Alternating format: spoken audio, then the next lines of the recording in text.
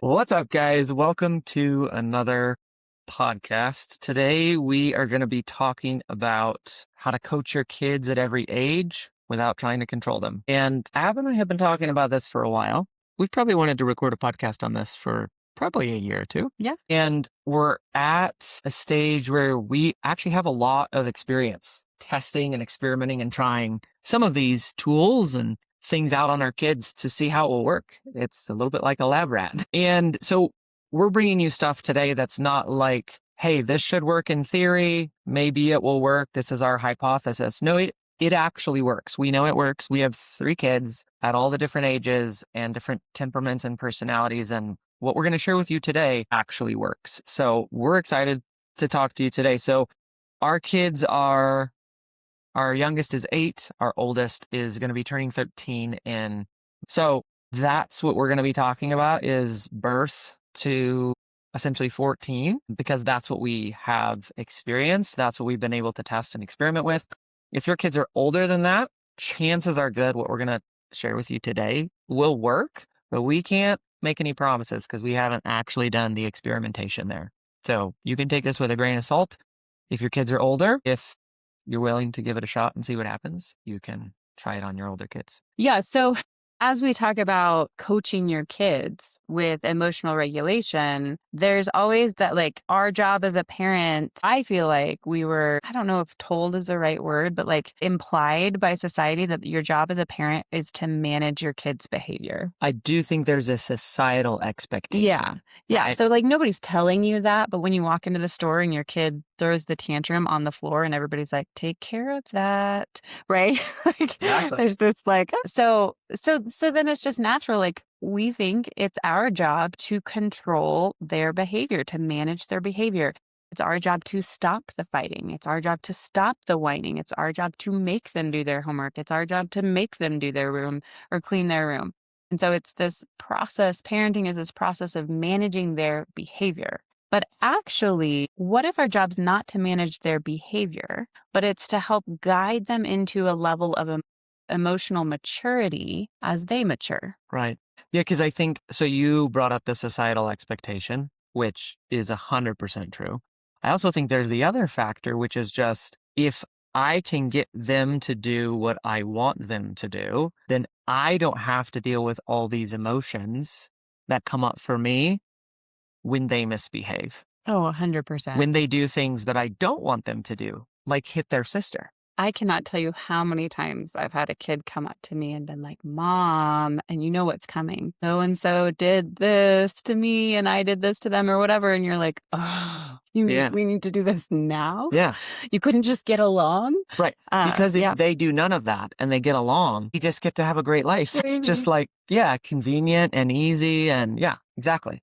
So it's not just the societal expectations. It's also just the simple fact that when your kids are lying, sneaking, hurting their siblings, disrespecting you, not helping out around the house, right? Like when they're doing these things, it fundamentally makes your job harder. And that's just the truth. And so when we think thoughts like that, they are making my job harder. They are making my day harder. I didn't plan to fill in the blank with what I need to do with my kids today because they are having a hard day or whatnot. And the thing is, your kids' misbehavior is their job.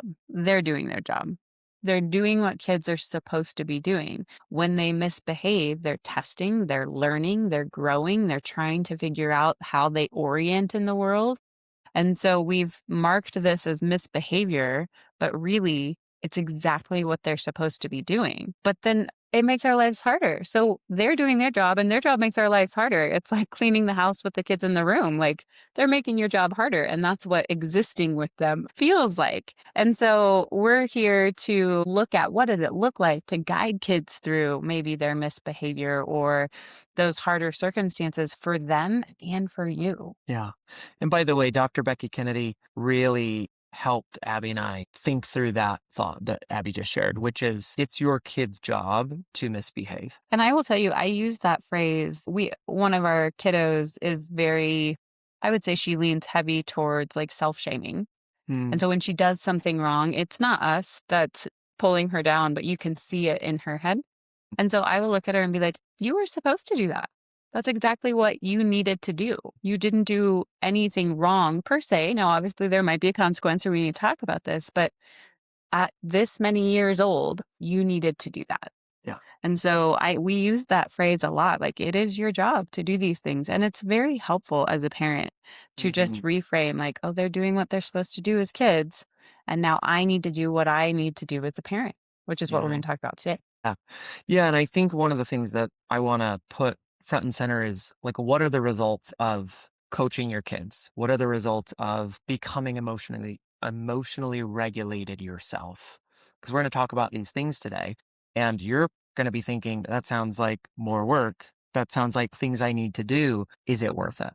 And so what I wanna say, just, like, right out the gate is our 12-year-old daughter knows how to regulate her nervous system on her own without our help. Our middle child, who is our spiciest child, knows how to use my nervous system and Abby's to co regulate, to come down from a really intense state. And our youngest has learned how to connect with his body through a simple body scan, which we're going to talk about today. And so I would say the result of what we're going to share with you today is really good. Abby and I have relationships with our kids that we love, and it is a result of what we're going to share with you today. I would just caveat the first one. Yes, our oldest can go through her own emotional regulation process and does an incredible job.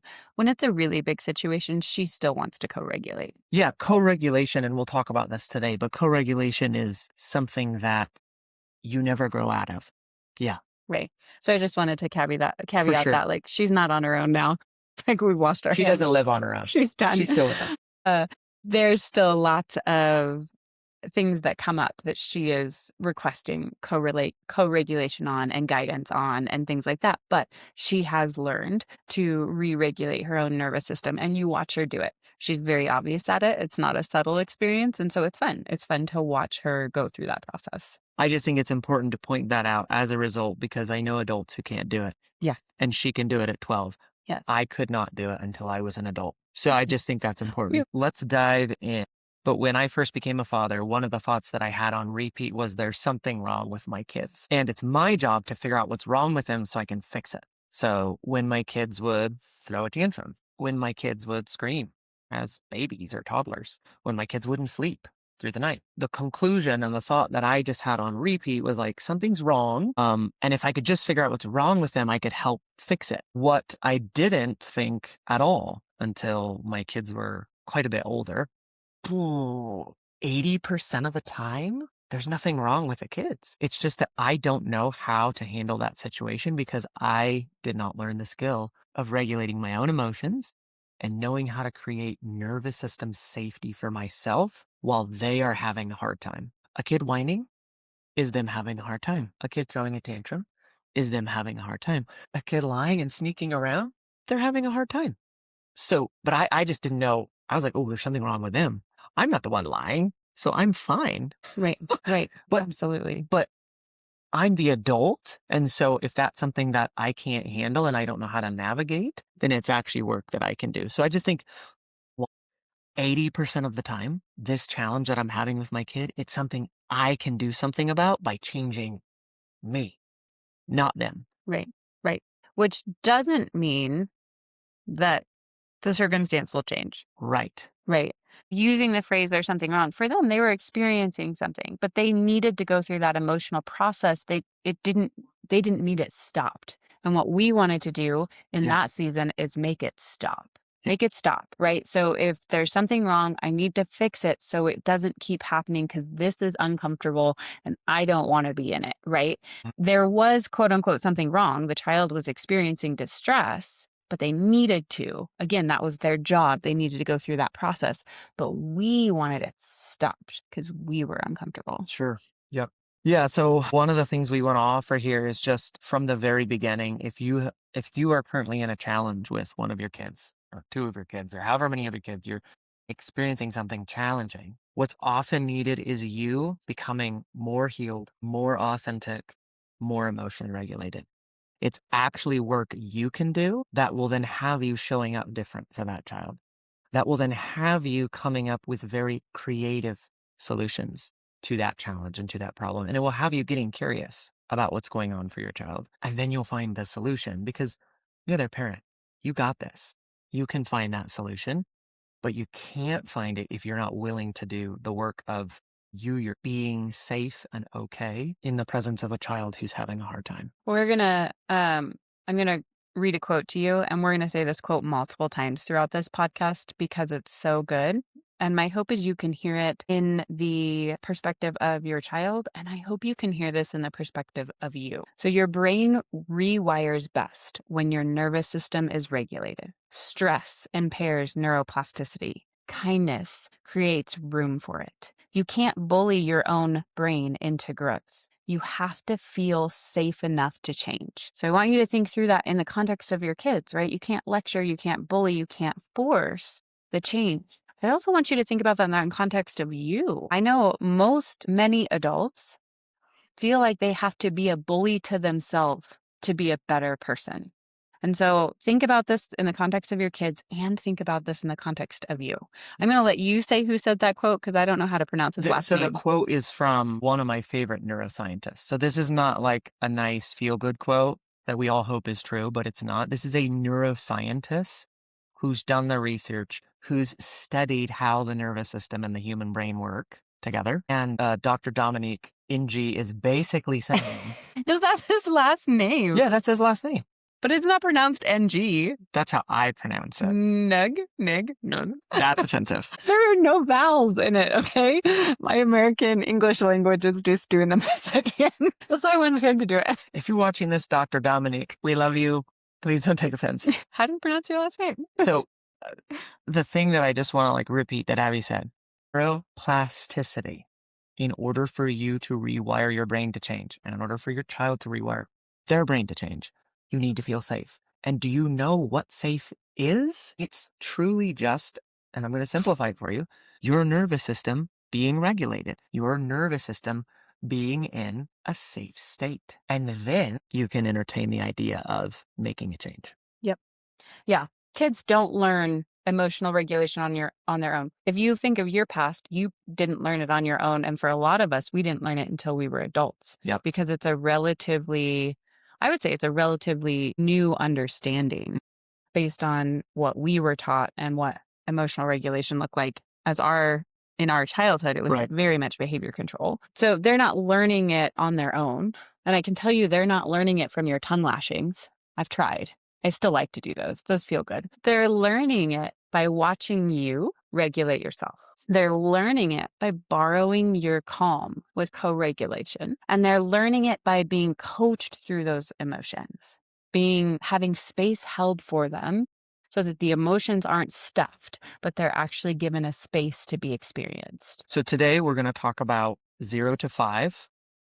And the primary method of how you coach your kids is through co-regulation. We're going to talk about 5 years old to 9 years old. And that includes co-regulation, awareness, and beginner regulation skills. And then we're going to talk about from 10 to 14, thought work, responsibility, and independence. But first, and this was Abby's idea, which I love, one rule that applies to every age: your primary job as a parent and as a human and as an adult is regulating your own nervous system. So through all the stages, co-regulation exists, but your job is always, first and foremost, to regulate your nervous system. You really can't help your kids do that if you are dysregulated. You'll try. I've tried. Abby's tried. We've all tried to pretend like we're regulated and calm. Well, right. What is not regulation? And our kids see right through it. Yeah. Regulating your emotions is not being emotionless, Right. where you're just stoic and solid and not That engaging is in the not. emotion. That's not Yeah. emotional regulation. That's actually restriction. It's not pretending you don't have any. It just doesn't faze me. It's not that. And then it's also not stuffing them down and ignoring them, right? So those are all forms of resistance. And anytime we resist those emotions, it's like a beach ball underwater. It's coming back up to hit you in the face and spray water everywhere, and on everyone around you. So that's not what we're talking about. I do want to caveat our age ranges a little bit. These are pretty general. I would say Our middle is 10. So you would think, oh, she's probably ready for that next phase. At her current age, at her current maturity, she's still very much in that middle window. With some like dabbling, we will touch on that next phase and we'll see if she's ready. But a lot of times it's like, come back just to awareness. And so know that like, you know your child best, you know their maturity level best. And so, you know, once you hear the 3 categories, you kind of know where they land. So don't try and push your kid just because they're a certain age into those categories. Sure. These are just generally speaking. Yeah. Yeah. So a couple things to note as we get into breaking down. Here's how you can coach your kids in the different ranges. Your nervous system trains theirs. And by the way, this happens every single day without you even knowing it because nervous systems are communicating with each other constantly. And it's all automatic. The term that's very clinical would be autonomic, which means you don't know it's happening and it's automatic. So your nervous system is training your child's nervous system for how to regulate and how to behave and how to respond to you and stimulus in the environment. And kids, this is super important. Kids borrow regulation before they build it. So they really and truly do not have the brain or body capacity to regulate on their own until a certain developmental phase. And you'll see that here where we've said like 10 to 14 is generally, like Abby said, not a hard and fast rule, but that's generally when their body and brain are physically capable of regulating on their own, but they borrow regulation before they build it. And who are they borrowing it from? Technically everyone, but if you're their parent, they're mostly borrowing it from you. Yeah, and we all know this to be true. We all know that when your child is overwhelmed, the system is dysregulated, they can't think clearly. But we keep trying. We keep trying to use our words to tell them what they need to think in that moment, right? You're okay. It's fine. Everything's going to be all right. Like we're continuing to use our words and they can't tap into their ability to think at all. The thing is too, like we can't either. When we're extremely dysregulated, No, we can't. There was a season for us when one of our kids would dysregulate high. This child idled high, and then if she got dysregulated, it was off the charts. Also, because she was idling high, I was mirroring that. She'd go off the handle, I'd go off the handle. And no, I was not thinking clearly in those moments. And so like for us to think we can keep using words and throwing words at our kids and it's going to work. And I think, I don't know about you, but I know for me, like in that moment, I know it's not working. I know they can't hear me, but I say it anyways because it feels good. But ultimately, right, in those moments, that's where it's our job to regulate. Mm-hmm. And our regulation is going to help their regulation. Yep, absolutely. So let's dive in to stage 1, ages 0 to 5. Your children can't regulate themselves yet.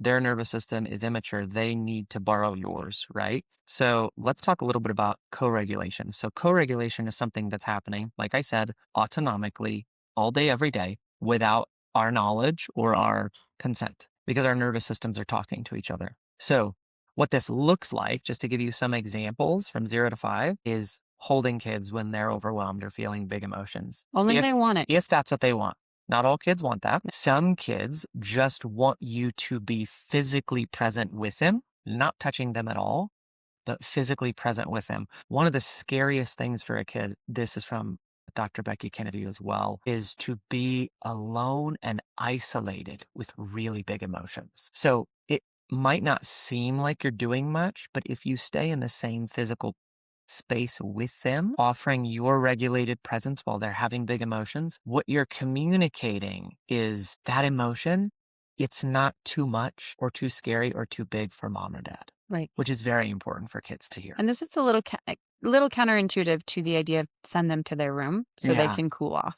Right. Right. Because you're sending them to their room so they can cool off alone. Yeah. With a big emotion. Which is not something they actually have the skills for. Right. Right. The next one is... Oh, hold on. I will say the holding them when they're overwhelmed, only if they want it. There is a parenting book out there, and I can't remember which one it is because we read it and we tried it, where they were like, hold your kid tight until they come down. And we tried that, and we tried that, and we tried that because the concept sounded valid. It was like, yeah, they're in my arms. I'm keeping them safe so they're not hurting themselves or others. And that was like, it was like trying to hold a ferret. And It Uh-huh. only made the situation escalate for us, and it only escalated to almost unsafe for everybody because of how hard this child fought it. And so we figured out that this kiddo in particular needed us to be in the room, but not to hold Right. because it felt too controlling for them. Yep. And so I have another child, though, who just wants you to hold them when they're overwhelmed. Can I hold you? Yes. And they will melt into your arms. And so know that this is per child. And if you read that book like we did, whichever book it is, I don't remember, it doesn't work for all kids. And by the way, your physical safety and the physical safety of everyone in your home is of utmost importance. So if you being in the same space as them means that they're going to hit you or they're going to lash out at someone else, what we're not advocating for is that you just stand there and take it. If you need to separate yourself to protect yourself and anyone else physically, that's the right thing to do. All right. So then helping kids name what they feel. So 0 to 5, they're going to have a pretty hard time putting into words what they feel. And so sometimes it's really helpful for you to name it for them or to offer them some options, because once we name something, it loses some of its power. Mhm. It actually weakens whatever intensity you're feeling in your body, because naming is the first step to understanding. And when we understand something, it's not as scary. When something feels unknown and completely foreign to us, it's a lot more scary. Yeah. So that's, helping, giving them language. You seem like you're feeling frustrated. You feeling frustrated? Oof, you're feeling lots of big things in your body right now. I can see it. I'm here with you. You're not alone. Phrases like that can be helpful. Not necessarily giving you a script, but I know for me, sometimes in those moments, it felt like my brain went blank. So having a script or having a couple words or phrases to jump off from would get me going in the right direction as I was first learning these skills.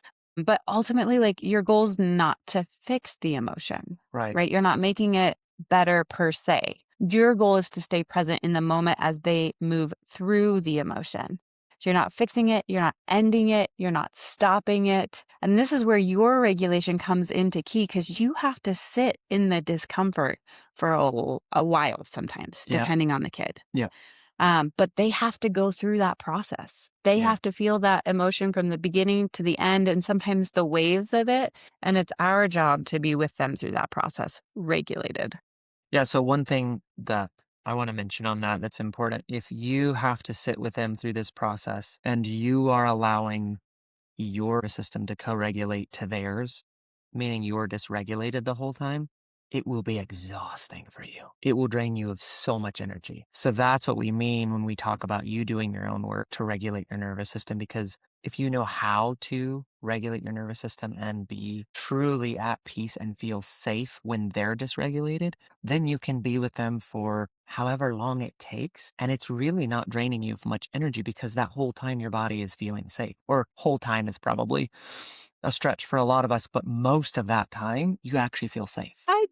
I would say that I think it's still important to honor the energy expenditure of holding emotional space. Yes, I think I just want to point out, like, there is a significant energy difference. Yeah. Right? Yeah, there is. There absolutely is. But also, holding any energetic space is an energy tax that costs you something. Of course. And so it's not like you walk out of those situations feeling really great. Yeah, it's just a relative comparison that I Yes. think is important. Yeah. If you think you're holding space and you think it's regulated, but you're completely wiped, Yeah. you were probably dysregulated Right. most of that time. Right. Yeah. Yeah. Or repressing most of that time, Or because that's repressing. exhausting. Yeah. Yeah. Yeah. So ultimately, this process with 0 to 5-year-olds teaches them that the emotions aren't dangerous and they're not too big or scary for you, which means they can also learn that they're not too big or scary for them. So it's an important process in the development. Not to mention through that process of co-regulation, where you are regulated and then they are able to regulate by using your nervous system. That's actually the foundation for them to do it on their own when they Mhm. become older. So if they never have or rarely have experiences with adults where the adult's nervous system is offered to them as a way to regulate and they are able to do it, they will not have much of a foundation to do this work on their own when they're old enough. Right. Yeah. When you get into that little bit older edge of that, so maybe 4, 5, 6, then you might start introducing like light collaboration, things where you're like, I'm going to take a big breath you want to take a big breath with me? And they might be like, no. And you're like, well, I'm going to take another one. That feels good, right? Where you invite them to, again, they may just watch you, Yeah. but you're going to feel better, which is really nice. Or you might be like, oh man, you know how a dog shakes their emotions off? You may be like, oh, I just need to shake all this off. This felt like a lot. Right. So you can shake your body and they might want to start shaking with you. And so this collaboration of moving that energy, because we've all seen our kids get stuck energetically as well. And so often with kids, they need that energy to move within their bodies. So once you get into that older age, you can invite them, and you could probably, there's probably a handful of 3-year-olds that could handle it as well, where you invite them to do some form of action with it to encourage some movement. So ultimately, what this creates, like what's the result if you do this with your 0 to 5-year-olds? It helps the kids learn that emotions are safe and manageable. So for them, it builds that foundation so they can regulate on their own one day as they're older. And then it communicates, what you're communicating to them is that emotions are safe and manageable. That's for your kid. That's what they get out of the deal. What you get out of the deal as their parent is, instead of almost being, think about like a ship in stormy seas just being tossed by the wind and the waves, which is the metaphor I would use for what it was like to be a father of babies and toddlers. Instead of that being your experience of your kids when they're babies and toddlers, you're actually having a regulated, safe experience while they are doing what they're supposed to do, which is have some dysregulation and tantrums and all the things. And so that phase or that season of your kid's life goes from being something that you can't wait to escape and get out of. That's how I felt. To something that you actually feel confident and capable that you can manage. Yeah. And this structure is laying the foundation for co-regulation versus codependence, right? Where they fully rely on you to regulate their emotions. You're beginning to lay the framework for them to be able to regulate with you in the next phase, and for them to then be able to regulate on their own as they get older. Now, if you're someone who's like, all of my children are older than 5, did I miss the foundational window? No, we missed it. We missed it with our oldest. We didn't know this stuff when she was younger, and she's doing incredible. And so at any age, you can start this process. And I would say when we first started with our oldest, we started here at the beginning. We sat in the room with her. We held her. Like, we started with the process of co-regulation. And so you did not miss it. Yeah. You did not miss it. Another quote from my favorite neuroscientist: your nervous system was wired through connection. As a child, you borrowed calm from steady voices and warm presence. That's not a phase you are meant to outgrow. So co-regulation is the foundation and the most important thing that we do, like Abby said, which can be done anytime. And it's not a phase we outgrow. I still love to co-regulate with Abby as an adult. I love to co-regulate with friends. Any chance I get to be in the presence of somebody who is completely regulated, safe, and I'm a mess emotionally, and I'm completely dysregulated, it's one of the safest experiences that you can offer another human. Yeah. And I think we're built for it. I think that's part of an important part of community and connection and relationships.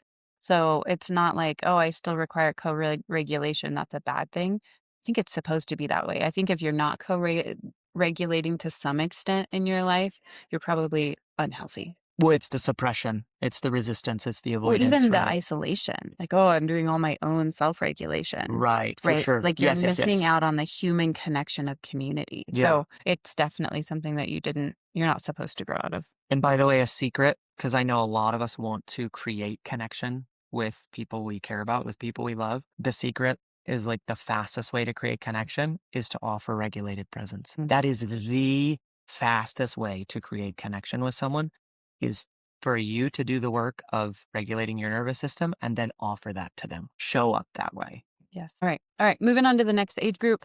Looking at 5 to 9, 5 to 10, 5 to 11, depending on your kid's maturity. Like I said, I would say our middle, who sits just outside of this range, is 100% still in this range, which is great. Like, we're going to move at her pace when it comes to this. But as your kids move up a little bit, now it's time to invite them into awareness, into tuning into that experience. So emotions are an energetic feeling in your body. They're an energetic sensation. We've all been there, like, I felt that in the pit of your stomach, or you actually feel your throat constrict, or you find yourself, and if you actually watch somebody who's talking about emotions that they're not super aware of, their hands will go to places as they're talking where they're feeling it and they don't know it.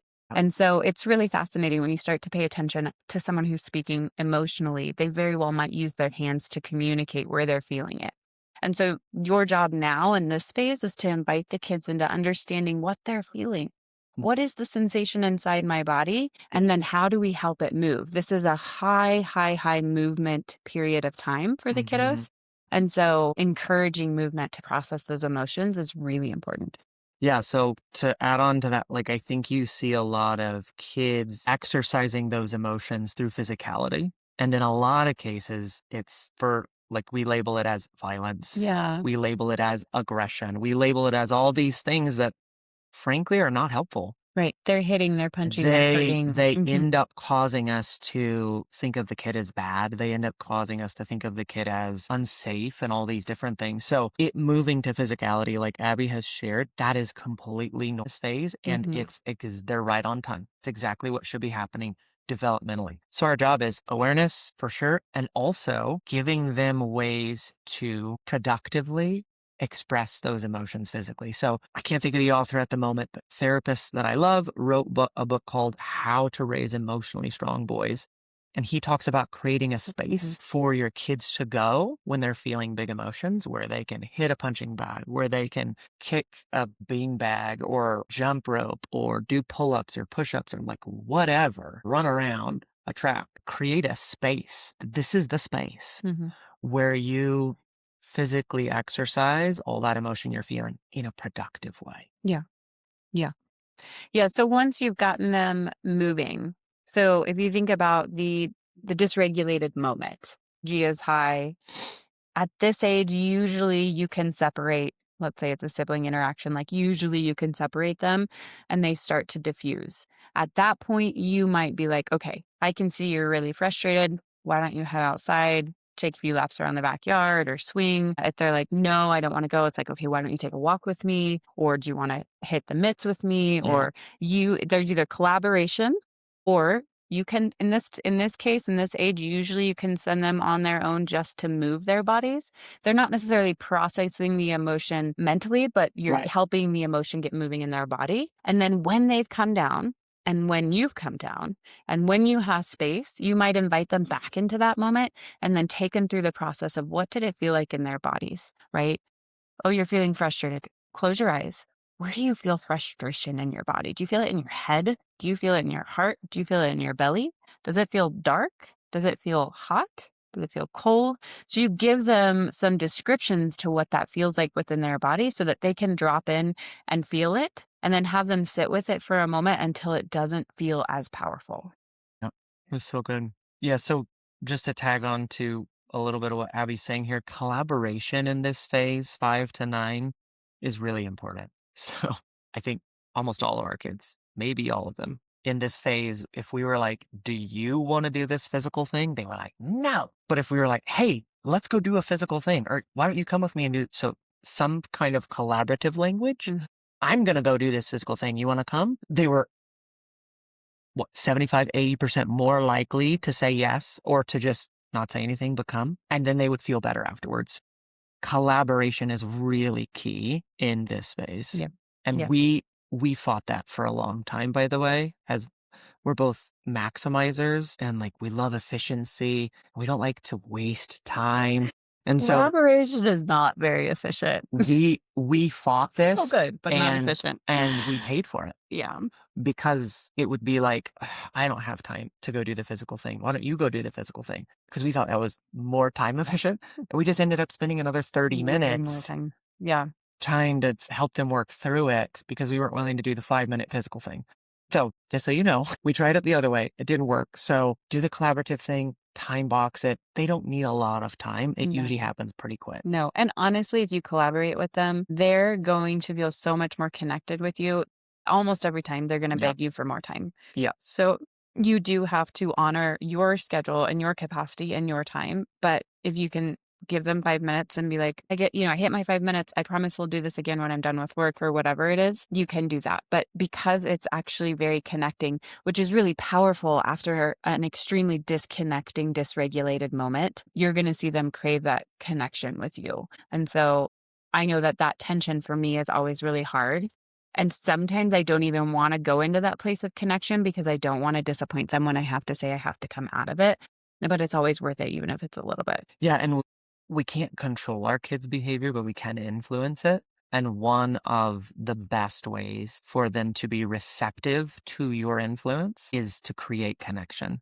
Abby has this phrase that she reminds me of that I have to remind myself of because I don't do this very naturally. So it's been something I've had to really focus on and work on, which is connection before correction. And Abby has reminded me of it many times. And it's something I literally practice in my head: connection before correction, connection before correction.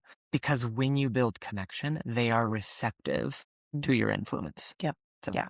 Yeah. So ultimately, when you think about these age brackets, you're taking everything you did 0 to 5 and continuing to apply it to that next phase. Yep. And then you're adding in this element of awareness. So it's not like initially when I was thinking through what we were sharing, I was like, oh, is this all we're doing now is it awareness? No, builds. you're building. So you take the tools you've already learned with co-regulation and your presence, and then now you're helping them tune in to what's happening. Yeah. Because it often feels so big, they just want to disconnect like we do as adults. So the goal is to help them figure out what they're feeling. All right. So the next stage 3, ages 10 to 14, thought work and emotional responsibility. They are developmentally capable of actually starting to do some beginner thought work and starting to understand what we mean when we say emotional responsibility.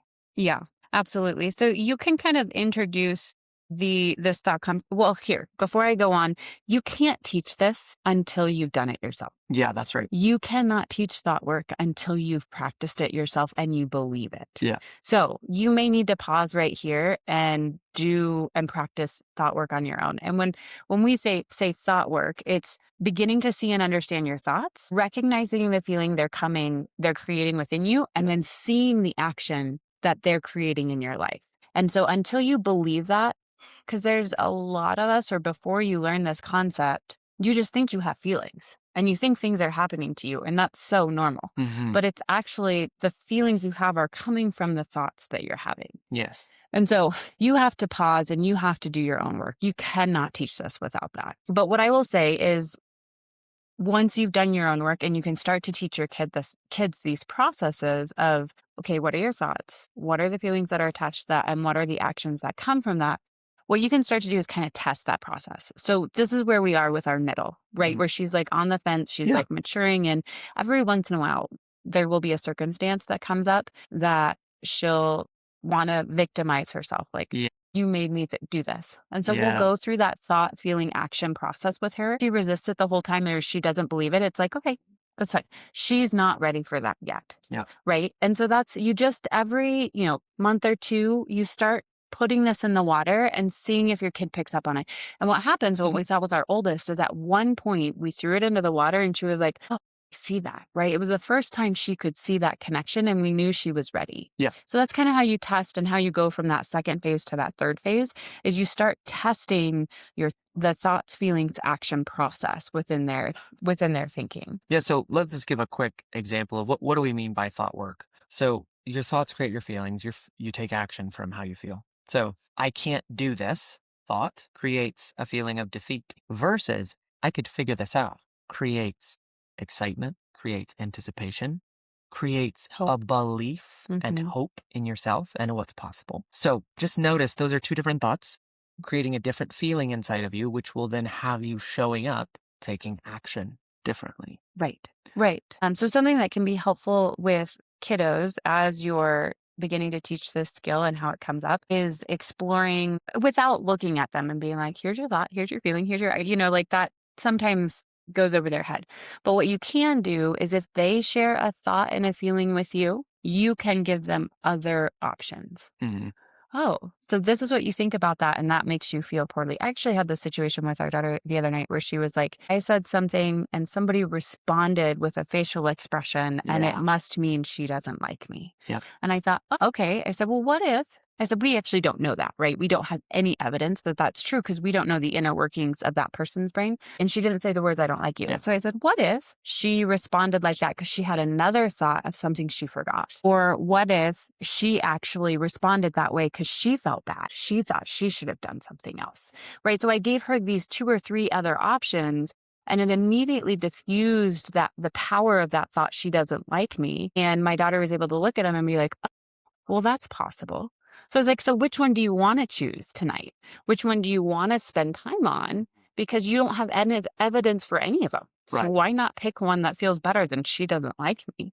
Right. And so we were able to go through that process. So instead of like mapping it out for your kids' thought, feeling, action, you can start to propose other ideas and they can start to feel themselves shift. Nothing's changed. We were still laying in bed talking about this, right? Her circumstance didn't change, Yeah. but we were able to refine and tweak her thoughts. The other tool that we use ages 10 to 14 is journaling. And the way we do this so that it is just a skill that all of our kids build is we have a family journal time.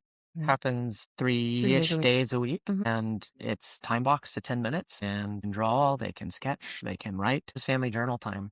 And we journal and I journal. And the idea here is the power of getting your thoughts out of your head onto paper or digital paper where you can observe them. They are external from you. It's incredible. So let me go through a couple of things that happen here. When it's out of your head, it loses so much of its power. As long as it's looping and you're ruminating on that thing, it is creating emotions after emotions after emotions in your body. And it feels, like Abby just said, automatic and like you have no control over it. Once you get it out of your head, now you have a choice. Yeah. You could decide, do I want to keep thinking that? I wonder why. You could get curious about it. What emotion is that creating for me? Right. So much awareness that comes from this practice. It slows your thinking down. So instead of your brain just like, like doing its automatic, like really fast stuff it always does, repetitively and consistently, if you get it out on paper and you actually have to observe it, it's like, ooh, slow it down. Yeah, because your hand can only move so fast. Your hand can only move so fast. Even those of you who can type fast, you can only type so fast. Well, and actually, I know, if you like to type, fine. But there is a lot more science that backs up the actual act of writing. Absolutely. So, and I will, as somebody, I prefer to type. I would always prefer to type than use pen and paper. Abby she will confirm. I gripe about pen and paper, but I only journal with pen and paper because it's different. It actually helps me. I don't enjoy it, like the act of it, but I love the result. It's worth it. So if you're on the fence and you're like, oh, I prefer digital, just commit to pen and paper for like a month and see what happens. See if you notice a difference. Yes. So you can introduce your kind of preteen, early teen to thought work. You can introduce them to journaling. You can introduce them to emotional responsibility.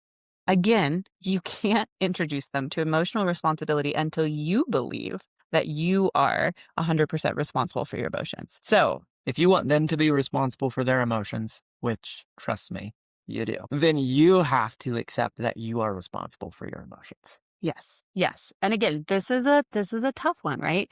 Because we did this with our kids. You made your sister feel this way. Yeah. Right? We told them that they were feeling a certain way because of someone else before we learned this. And we were all told that when we were growing up. And so this is a hard concept. And I can say that we have run into adults who are like, nope, I don't believe it. They just refuse. So have we done a podcast on this? Yes, but it's been a while. Okay. So we should mark that podcast so that people can go back if this is the first time you're hearing it. But you can begin to introduce your child to this concept if you know it and understand it yourself. And here's how that's powerful. We have girls who share the same room.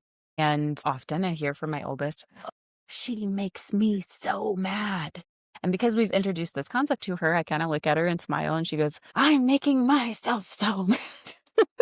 Yeah, it's powerful. And so she realizes she takes her control back and she can then decide how she wants to navigate that versus always being the victim to her wild middle sister whose stuff is everywhere, right? And so it's a really helpful concept. And I would say that at this age, you're like just on the edge of it. You're introducing the idea.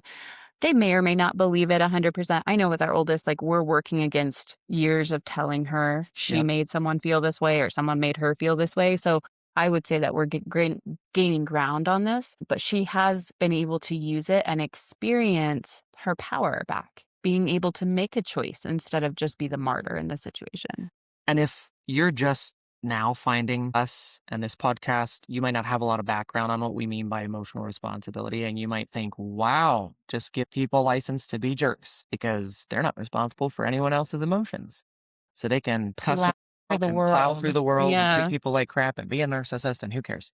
So there's two things that you're always responsible for. You're responsible for your actions and how you showed up, and you're responsible for your own emotions. It doesn't mean you're not responsible for Right. how you showed up. And so with our kids, when they are behaving in a way that is mean-spirited or unkind, we won't say, look how you made your sister feel. We will say, did you show up in a way that aligned with your values? Is the way you're treating your sister, is that the person you want to be? We always bring it back to, was that action you took actually something you wanted to do and someone you wanted to be? And they get it.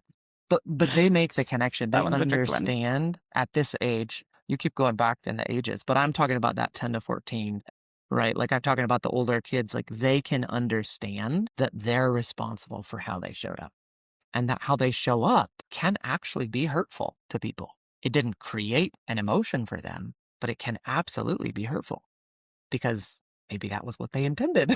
Right. So, and then the final thing you can introduce to your preteen teen is the idea that life is 50-50. And this is a really powerful idea. And it's one that adults want to buck as well, especially American adults who live pretty comfortable lives. But this idea of 50-50 introduces the possibility that about 50% of the time you're going to get what you want. And about 50% of the time you're not going to get what you want. And life's not going to go the way you want it. And this helps to reduce entitlement. It helps to reduce victim thinking. It helps to reduce unrealistic expectations. And now our kids aren't on social media or anything like that. But if you're working with a child who is constantly looking at the highlight reel of somebody else's life, this idea of 50-50 is going to hopefully It doesn't help. look like 50-50 No, on it social doesn't. media, right? So there's this expectation that life is always good and glorious and everything goes the way they want. We as adults have to navigate that all the time. This season of life wasn't what I expected, right? Whatever it is. And so if you can begin to introduce this concept to your kiddos, it will help kind of not, and it doesn't deflate the situation, but it does help reduce the pain or the suffering in the hard. We've had many moments where here's an example. We were headed out on a camping trip. We have the vehicle packed to the gills and we get on the road and the tire pressure light goes on. So we pull off and we look and we've got a massive nail in our tire and our tire is losing air quickly. And it's Sunday at like 4 p.m. So we're already getting to the campsite late. We were going to need to put up our tent. And now we have a hole in our tire and it's Sunday and there's no tire place open, right? So you have the excitement of this dream trip that's going to go great. And it's like rapidly declining. And Coleman and I looked at each other and we were like, this is the 50-50. Great trip, hole in your tire. Right? Like you got to have both because that's where you hit that 50-50. And it helped reduce the, expectation of it being ideal. So beginning to teach this concept to your kids, right? Let's say they're going out for soccer team and they're really excited about it. They're meeting new people. They're playing really well. And then they make B team, right? And so it's like, yeah, that's the 50-50. You're getting to do something you love, but you're not playing at the level that you hoped you would be at. And so it's a really helpful concept to recognize that hard things are going to happen. Your life is not supposed to be a garden of roses the entire time. There's thorns in there. For me, one of the things that this concept really helped with, and I think it's very dependent on your temperament and personality, what this concept can do for you, what it can help with. For me, I interpreted the other 50%, the 50% that I didn't want to happen. I always concluded that something was wrong with me. I was doing something wrong. I made a mistake. I messed up. I'm not smart enough. I'm not good enough. I'm not worthy enough. So that was my conclusion. So Yeah. the other 50% for me allowed it to be this, oh, maybe I did. do something wrong. Maybe I did make a mistake. Maybe there was something that I could have done better. But also, it just happens. It's supposed to be this way. It's supposed to be this way. Mhm. Sometimes I did my best and I would conclude, oh, my best wasn't good enough, instead of, oh, I did my best and I still didn't get what I wanted. Like I got B team instead of A team. Okay, what can I do next? What can I try next? When I accept that other 50, instead of beating myself up and kind of going to the pit of despair and Mm. almost becoming depressed, Mm. I'm just like immediately back on my feet. Mhm. I'm like, oh, so that story that Abby's sharing with you, I'm proud to say I went to the auto parts store. I bought a tire patch kit, repair kit, which I had never done in my life. I watched a YouTube video. I patched the tire and we went camping. The only reason we were able to make that turnaround so fast is because we accepted it and then said, okay, what can we do? Right. What are our options? What can we do about it? Right. Versus, the other 50%, my life is the worst, Yeah. right? Yeah. So when you teach your kid this, like if we go Right. back to the soccer example, they do make B team. It's like, okay, they can be sad about that, right? Yeah. We're not going to rush them through that process. But also now with this concept, again, it's that acceptance. And then what do you want to do about it? Yeah. Do you want to practice on your own extra every day and see if you can get your skill level up? Maybe you can move up this season. Or maybe you can practice all summer and you can move up next year, right? It gets them unstuck in the sad and in the hard, which is really powerful in a season where they're emotionally Yep. highs and emotional lows, right? And a lot of times what we found is in the moment, they don't like this offering. But maybe when they sleep on it, they'll come back the next day and be like, okay, I see what you're saying, right?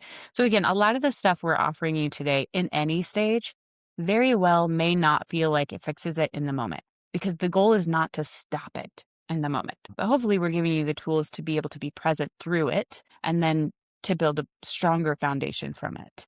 To be confident in navigating it as their parent. Mm. I think that's key. Mm. So in this stage, couple things just to know about kids in this stage, right? They want your support, they want your encouragement, and they want you to believe in them. Whether they ever tell you that or not, those things are true. Because they're moving from being dependent on you to really wanting to test their independence.